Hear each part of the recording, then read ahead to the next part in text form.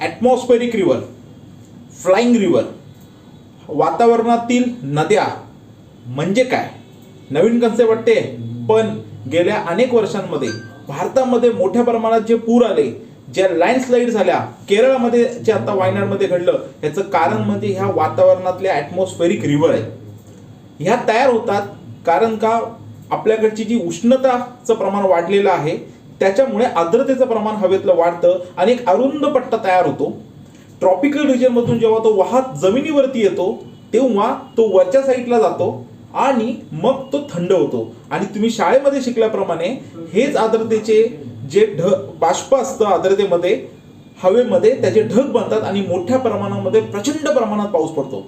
बघायला गेलं तर प्रत्येक ॲटमॉस्फेरिक रिव्हर ही वाईट नसते, त्याच्या तीव्रतेवरती हे ठरलेलं असतं. नासा म्हणते साधारणपणे 11-12 बेल्ट हे वातावरणामध्ये असतातच.